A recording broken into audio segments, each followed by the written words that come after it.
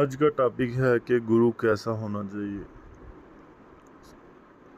गुरु का प्रमाण आपको शास्त्रों में भी दिखाई देगा कि गुरु कैसा होना चाहिए।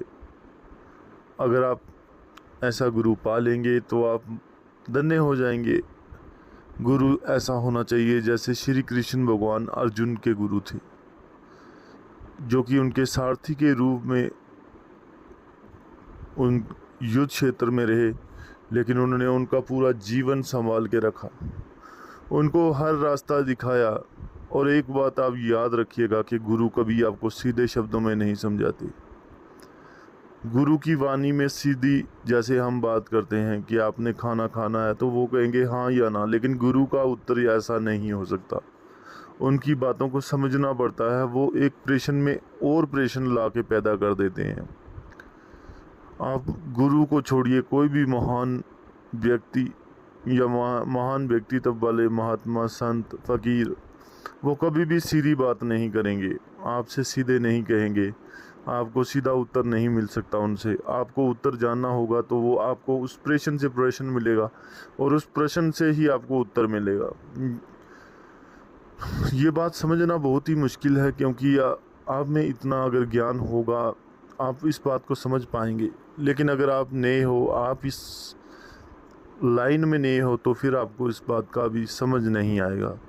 लेकिन आप, मुझे मालूम है कि यहाँ पे बहुत से ज्ञानी लोग बैठे हुए हैं जिनको बहुत ही ज्ञान है, और हमारे ग्रंथों में, हमारे यहाँ पे सब उत्तर मिल जाएंगे आपको। आपको ग्रंथ पढ़ने की ज़रूरत है। और एक भाई का प्रश्न ये भी था कि दान कैसा होना चाहिए, कि ये क्या परिभाषा है जिसमें लोग कहते हैं कि एक हाथ दान दो, दूसरे हाथ को पता भी ना लगे। इसका अर्थ भी लोगों ने बहुत प्रकार का बनाया हुआ है।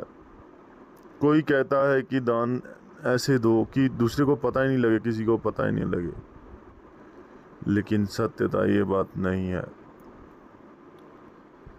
सत्य में ये बात ऐसे है कि आप जिसको भी अगर देते हो, कुछ कोई भी चीज़ देते हो, तो उसको आपको दूसरी बार याद नहीं करना कि आपने उसे दिया है।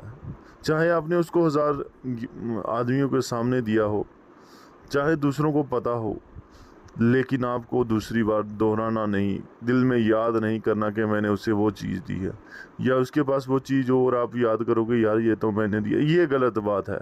इसको कहते हैं एक हाथ देना और दूसरे हाथ को पता न लगना। अपने दिल में वो विचार ही नहीं लाना। अब आपको मैं इसका तथ्य बता देता हूँ कि महाभारत में महारथी कर्ण बहुत बड़े दानवीर हुए। अब लोग कहेंगे कि उनका ज्ञात कैसे हुआ लोगों को कि वो इतने बड़े दानवीर थे। तो इसका अर्थ यही है कि दानवीर कर्ण जो थे वो भी ऐसा दान करते थे कि दूसरी बार उसे याद ही नहीं करते थे कि मैंने किसी को कुछ दिया है। तो इसका सीधा सीधा अर्थ ये निकलता है कि एक हाथ दो और दूसरे हाथ को पता भी ना लगे। मतलब कि आपने एक हाथ से दिया तो दिल में दूसरी बार ये आना ही नहीं चाहिए, ना कि ये बात कि आपने किसी को दिया तो दूसरों को नहीं पता लगना। ये बिल्कुल घटिया और गलत सोच।